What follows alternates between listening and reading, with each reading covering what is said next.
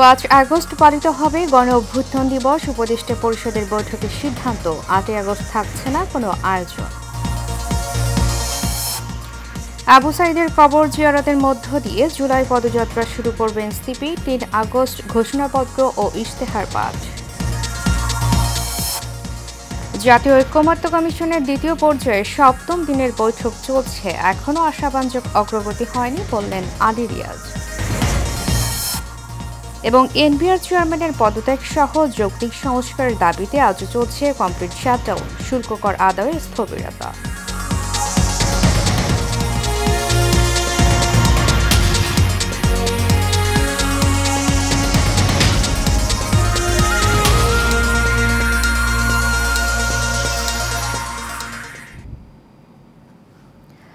স্বাগত এশিয়ান নিউজে, সাথে আছি আমি উর্মি আক্তার। এতক্ষণ শুনছিলেন বিআরবি কেবল ইন্ডাস্ট্রিজ লিমিটেড সংবাদ শিরোনাম। এবারে চলে যাব পুরো খবরে।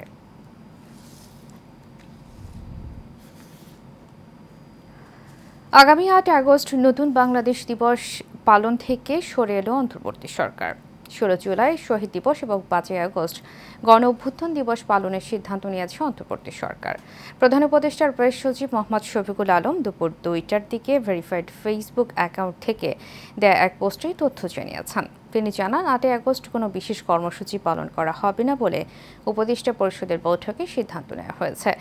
এর আগে গত বুধবার 8 আগস্টকে নতুন বাংলাদেশ দিবস ঘোষণা করে পরিপত্র জারি করে অন্তর্বর্তী সরকার।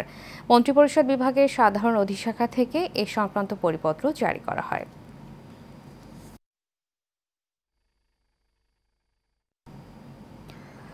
আগামী 1 জুলাই থেকে 30 জুলাই পর্যন্ত সারা দেশে পদযাত্রা কর্মসূচি পালন করবে জাতীয় নাগরিক পার্টি এনসিপি। দলটি এই কর্মসূচির নাম দিয়েছে দেশ গড়তে জুলাই পদযাত্রা। বেলা 11টায় রাজধানীর বাংলা মোটরে অস্থায়ী কার্যালয়ে জুলাই অভ্যুত্থানের বর্ষপূর্তি উপলক্ষে এই কর্মসূচি ঘোষণা করেন দলটির আহ্বায়ক মোহাম্মদ নাহিদ ইসলাম। প্রথম দিন শহীদ আবু সাঈদের কবর জিয়ারতের মাধ্যমে কর্মসূচি শুরু হবে। 3 আগস্ট শহীদ মিনারে ছাত্র জনতার পক্ষ থেকে জুলাই ঘোষণাপত্র এবং ইশতেহার পাঠ করবে এনসিপি। এছাড়া 5 আগস্ট ছাত্র জনতার মুক্তি দিবস পালন করবে এনসিপি। নাহিদ ইসলাম বলেন, জুলাই ঘোষণাপত্র দিতে ব্যর্থ হয়েছে সরকার।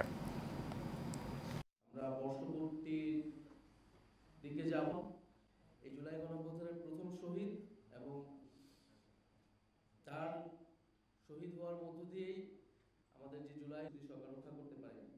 ফলে আমরা মনে করি যে অভ্যুত্থান ছাত্র জনতা করে আমরা জুলাই অভ্যুত্থান উপলক্ষে জাতীয় নাগরিক পার্টি যে কর্মসূচিগুলো কথা চিন্তা করেছি তার উল্লেখ করছি।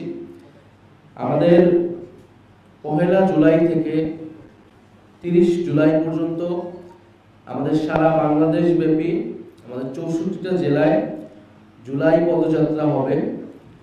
আমরা এই পদযাত্রার নাম দিয়েছি দেশ গড়তে জুলাই পদযাত্রা। আমরা 1 জুলাই শহীদ আবু সাঈদের কবর জিয়ারতের মাধ্যমে এই পদযাত্রাটি শুরু হবে। জাতীয় ঐক্যমত্য কমিশনের দ্বিতীয় পর্যায়ের 7ম দিনের বৈঠক চলছে। গুরুত্বপূর্ণ আলোচনায় বিএনপি, জামায়াত, এনসিপি, ইসলামী আন্দোলন ও গণসংহতি আন্দোলন সহ 30টি রাজনৈতিক দল অংশ নিয়েছে। সকালে রাজধানীর বেইলি রোডে ফরেন সার্ভিস একাডেমিতে এই বৈঠক শুরু হয়।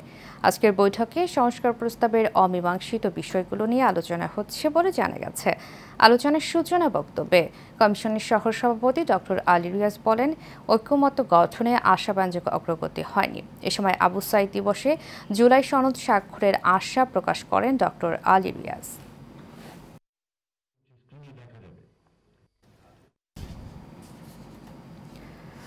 চেয়ারম্যানের পদত্যাগ ও যৌক্তিক সংস্কারের দাবিতে আজও চলছে কমপ্লিট শাটডাউন ও মার্চ ফর এনবিআর কর্মসূচি। সকাল থেকে কর্মীরা জড়ো হচ্ছেন আগারগাঁওয়ের রাজস্ব বোর্ডের প্রধান কার্যালয়ে। যে কোনো ধরনের অনাকাঙ্ক্ষিত ঘটনা এড়াতে মোতায়েন করা হয়েছে আইনশৃঙ্খলা বাহিনীর সদস্য।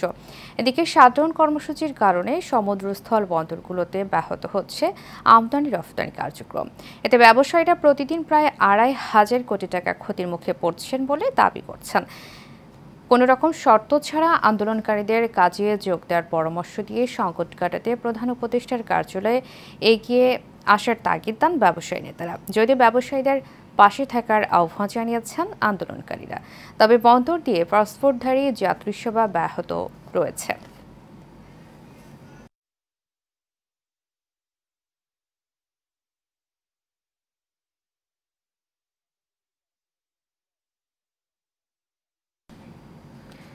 দর্শক, আমরা এ বিষয়ে কথা বলতে চাই বাংলাদেশ চেম্বার অব ইন্ডাস্ট্রির সাবেক প্রেসিডেন্ট শাহিদুল ইসলাম হেলালের সাথে। জি, আমাকে শুনতে পাচ্ছেন? জি, থ্যাংক ইউ, শুনতে পাচ্ছি। জি, আপনার কাছে জানতে চাই যে জাতীয় রাজস্ব বোর্ড শাটডাউন, দেশের সর্বাধিক রপ্তানি খাতের কি অবস্থা, আমাদেরকে একটু জানাবেন। একটা জিনিস আমাদের জেনে রাখতে হবে যে পৃথিবীর কিন্তু কোনো দেশে কাস্টমসের স্ট্রাইক হয় না, কারণ fire service, medical service, customs এগুলো কিন্তু ইমার্জেন্সি সার্ভিস না দিতে পারলে ইভেন আর্ম ফোর্স দিয়ে যুদ্ধের সময় কিন্তু কাস্টমসের কাজ চলতে থাকে। এতে আপনি রপ্তানির কথা বললেন, অবভিয়াসলি রপ্তানিতে তো বিরাট ক্ষতি হবে। এর বাইরেও অনেক রকম ক্ষতি হবে, কারণ কন্টেনারগুলি যখন আমাদের আমদানি জিনিস যখন পড়ে থাকবে, খাদ্যপণ্য আছে, নানান ধরনের জিনিসপত্র আছে, জিনিসপত্রের দাম বাড়তে থাকবে, ব্যবসায়ীদের তো লস হবেই, সাপ্লাই শর্টেজ হবে, আর এক্সপোর্টের অনেক কাজ বন্ধ হয়ে থাকবে। বন্ধ হলে যেটা রপ্তানিকারকরা ঠিক টাইমে রপ্তানি করতে পারবেন না, আবার পোর্ট ড্যামারেজ দিতে হবে। পোর্ট ড্যামারেজ প্রতি কন্টেনার প্রায় $200 মতো লাগে, তাও শত শত কন্টেনার পড়ে থাকে। এটা একটা পার্ট। আরেকটা পার্ট হলো যে জাহাজ যখন বসে থাকবে, যখন আনলোডিং হবে না, প্রতিটা জাহাজে কিন্তু দিনে $10,000 থেকে $20,000 আইডেল সিটিং চার্জেস নেয় শিপিং লাইনরা। এই ভাড়াটাও কিন্তু, এই টাকাটাও কিন্তু আমাদের যারা আমদানি করছে বা রপ্তানি করছে আমাদের কার্গোর সাথে, ফ্রেটের সাথে যোগ হবে। সুতরাং আমাদের যাতায়াতের ব্যবস্থার দাম তো বাড়বেই, পণ্যের দামও বেড়ে যাবে। এরকম সিচুয়েশন কিন্তু আমরা কখনো দেখি না। এটাকে নেগোশিয়েট করে খুব তাড়াতাড়ি সলভ না করলে কিন্তু ব্যবসায়ীদের ভীষণ ক্ষতি হবে। আপনার কাছে জানতে চাই, সেক্ষেত্রে আপনার কোনো পরামর্শ আছে কিনা? আমার পরামর্শ হলো যে বসে এটাকে সলভ করা, মানে আমরা স্ট্রাইক না করে কিভাবে সলভ করা যায়, এটা দরকার হলে ব্যবসায়ীদেরকে নিয়েও এটা তো নেগোসিয়েশন করার ব্যাপার, এবং সরকার খুব ইমিডিয়েটলি করা উচিত। আমি মনে হয় পেপারে দেখলাম যে মঙ্গলবারে বসবে। আমার মনে পারলে এখনই বসা দরকার, অলরেডি অনেক দেরি হয়ে গেছে। এই আমরা জানতে পেরেছি যে আজ বিকাল 4টায় বসবেন। ও আচ্ছা, ওকে ওকে, কিন্তু এই থ্রেটটা কিন্তু আমাদের গত সপ্তাহতেই ছিল। এটা যদি গত সপ্তাহে বসতো, আমরা আশা করেছিলাম তাই করতো, গত সপ্তাহে বসলে এটাকে সলভ করার একটা, সলভ তো হবেই, আগে পরে হবে, কিন্তু এই ক্ষতিটা তো ব্যবসায়ীদের উপরে পড়বে সবটা। জি, আপনাকে অসংখ্য ধন্যবাদ আমাদের সাথে যুক্ত হওয়ার জন্য। দর্শক, এত সময় আমাদের সাথে যুক্ত ছিলেন বাংলাদেশ চেম্বার অব ইন্ডাস্ট্রির সাবেক প্রেসিডেন্ট শাহিদুল ইসলাম হেলাল।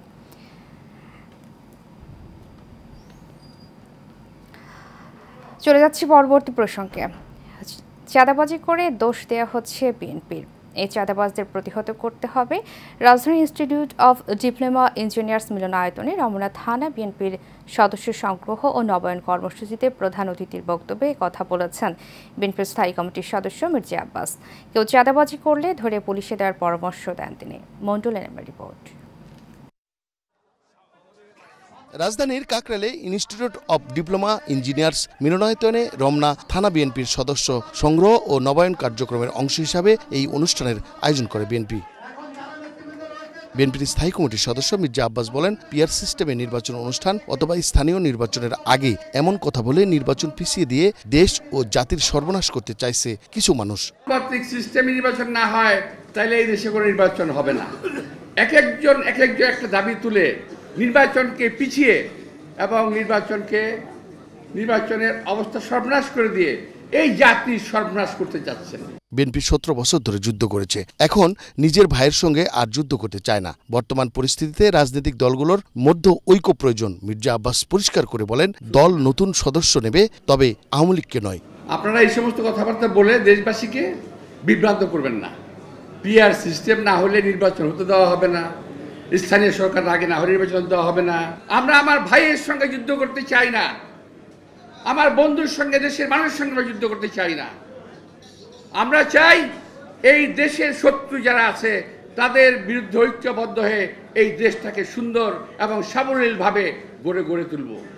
আসুন আমরা ওই জায়গায় যাই যেখানে গেলে এই দেশের মঙ্গল হবে। আমরা ওই কাজটা করি যে কাজটা করলে এই দেশের মানুষের মঙ্গল হবে, আপনি আর আমি শান্তি মতো ঘুমাতে পারবো। যারা চাঁদাবাজি করে বিএনপির নাম দেয় তাদের প্রতিহত করতে নেতাকর্মীদের নির্দেশ দেন মির্জা আব্বাস। কোনো দুষ্ট গরু জায়গা দেওয়া যাবে না, কোনো চাঁদাবাজ জায়গা দেওয়া যাবে না। Mondal Enam, Asian television, Dhaka. নিম্ন আদালতের বিচারকদের চাকরি শৃঙ্খলা সংক্রান্ত বিধিমালা অনুমোদন গ্রহণের বিষয়ে 2018 সালে আপিল বিভাগের দেওয়া আদেশ স্থগিত করেছেন দেশের সর্বোচ্চ আদালত। পাশাপাশি এ বিষয়ে আপিলেরও অনুমতি দিয়েছেন আপিল বিভাগ। সকালে প্রধান বিচারপতি ডক্টর সৈয়দ রিফাত আহমেদের নেতৃত্বাধীন 6 বিচারপতির বেঞ্চ আদেশ দেন। বেঞ্চের অন্য বিচারপতিরা হলেন মোহাম্মদ আশফাকুল ইসলাম, জুবায়ের রহমান চৌধুরী, মোহাম্মদ রেজাউল হক, SM ইমদাদুল হক ও ফারাহ মাহবুব। আদালতের এই আদেশের ফলে সংবিধানের 116 অনুচ্ছেদ নিয়ে হাইকোর্টে চলমান রিটের শুনানি নিষ্পত্তির আর কোনো বাধা থাকল না বলে জানিয়েছেন আইনজীবী মোহাম্মদ শিশির মনির।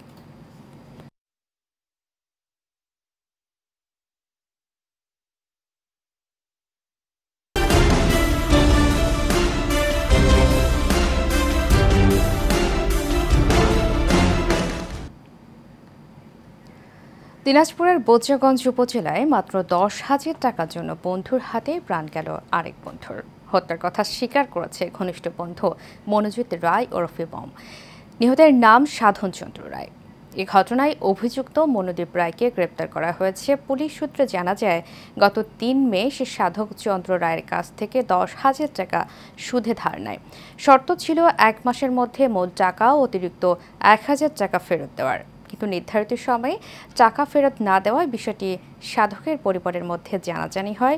এরপর সাধকের মা অভিযোগ করলে মনোদীপের মা তাকে বকাঝকা করেন। এতে ক্ষিপ্ত হয়ে মনোদীপ 23 জুন রাতে সাধককে কৌশলে ডেকে নেয় পুকুর পাড়ে এবং কথা কাটাকাটির এক পর্যায়ে বাঁশের লাঠি দিয়ে মাথায় আঘাত করে হত্যা করে। এরপর লাশ ও নিহতের মোটরসাইকেল পাশের পুকুরে ফেলে দেয়। দীর্ঘ সংগ্রাম আর রক্তের বিনিময়ে অর্জিত নতুন বাংলাদেশ, যেখানে জেল জুলুমের ভয় চিরে স্বাধীনভাবে কার্যক্রম পরিচালনার সুযোগ পেয়েছে বিএনপি সহ অন্যান্য রাজনৈতিক দল। তবে এই অর্জন একদিনের নয়, বহু ত্যাগ তিতিক্ষা আর তাজা প্রাণের বিনিময়ে এসেছে স্বৈরাচার মুক্ত বাংলাদেশ। 15 দিনের কথা ভেবে আজও আবেগাপ্লুত হয়ে পড়েন আওয়ামী লীগের নির্যাতনের শিকার বিভিন্ন রাজনৈতিক দলের নেতাকর্মীরা। শাহরিয়ার মাসুমের রিপোর্টে জানাচ্ছেন মাজহারুল আমিন শুভ। বিগত 16 বছর আওয়ামী লীগের রক্তচক্ষু উপেক্ষা করে এভাবে স্লোগান দিয়ে রাজপথ কাঁপিয়েছেন শরীফুল ইসলাম মানিক। কখনো আওয়ামী সন্ত্রাসীদের হামলা, কখনো পুলিশ সহ আইনশৃঙ্খলা বাহিনীর ভয়াবহ নির্যাতন, কোনো কিছুই দমাতে পারেনি বাংলাদেশ জাতীয়তাবাদী দল বিএনপির এই কর্মীকে। মুক্তিকামী মানুষের স্বাধীনতা অর্জনে স্বৈরাচার বিরোধী আন্দোলনে সক্রিয় ছিলেন শুরু থেকেই।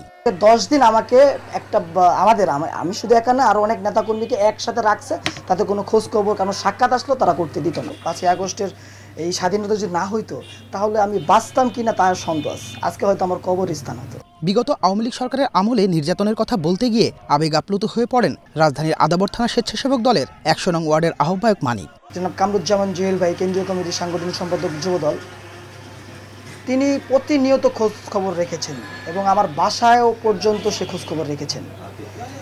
স্বেচ্ছাসেবক দলের মহানগরের সভাপতি শেখ ফরিদ ভাই, সাধারণ সম্পাদক মহাসিদ সিদ্দিকুর রনি ভাই, তারাও খোঁজ খবর রেখেছেন।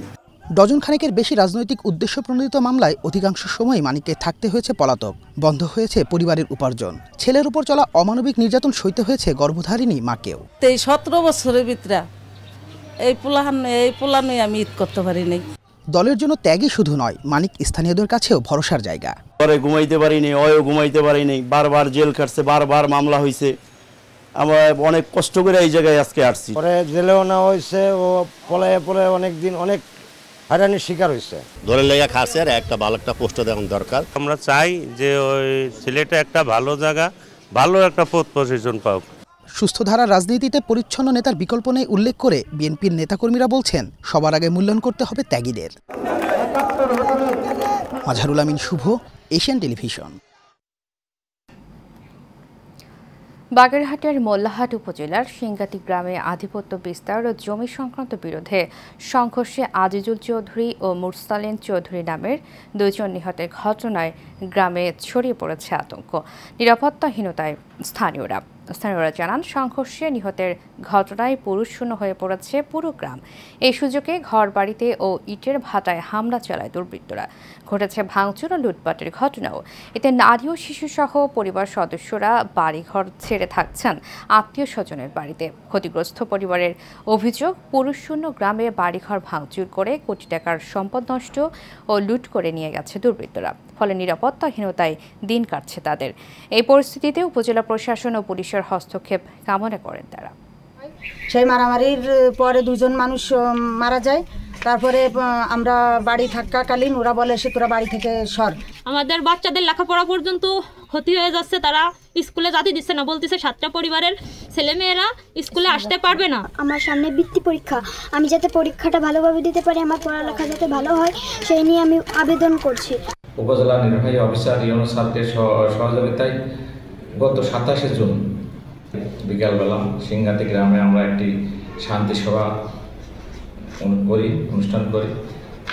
সেই সভায় সকলে প্রতিশ্রুতি দেয় যে আর কোনো প্রকার আইন শৃঙ্খলা বিনষ্ট হবে এরকম কোনো কার্যক্রম করবে না।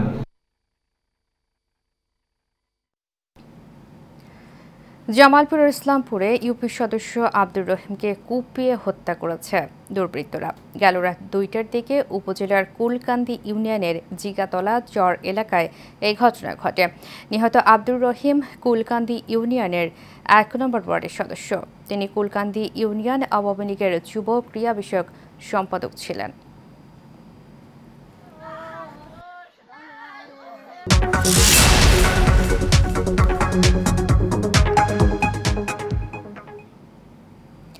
বাংলাদেশে গত বছরে 1,01,000 টন ফিনিশড পেস্টিসাইড আমদানি করা হয়েছিল।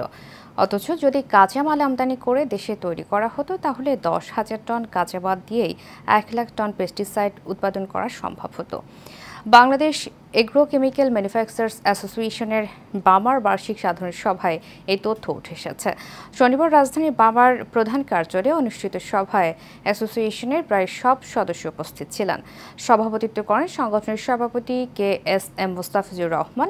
প্রধান অতিথি ছিলেন Abul Khair, managing director Sudan Bangladesh ginning mills limited. বিশেষ অতিথি ছিলেন গাজী মাহমুদ কামাল। অনুষ্ঠান পরিচালনা করেন সংগঠনের সাধারণ সম্পাদক M A মান্নান।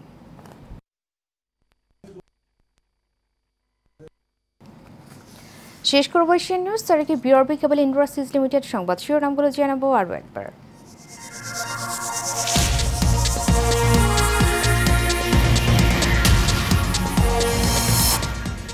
5 আগস্ট পালিত হবে গণ অভ্যুত্থান দিবস। উপদেষ্টা পরিষদের বৈঠকের সিদ্ধান্ত, 8 আগস্ট থাকছে না কোনো আয়োজন। আবু সাইদের কবর জিয়ারতের মধ্য দিয়ে জুলাই পদযাত্রা শুরু করবে এনসিপি। 3 আগস্ট ঘোষণাপত্র ও ইশতেহার পাঠ। জাতীয় ঐক্যমত্য কমিশনের দ্বিতীয় পর্যায়ের 7ম দিনের বৈঠক চলছে, এখনো আশাব্যঞ্জক অগ্রগতি হয়নি বললেন আলী রিয়াজ। এবং এনবিআর চেয়ারম্যানের পদত্যাগ সহ যৌক্তিক সংস্কারের দাবিতে আজও চলছে কমপ্লিট শাটডাউন, শুল্ক কর আদায়ে স্থবিরতা।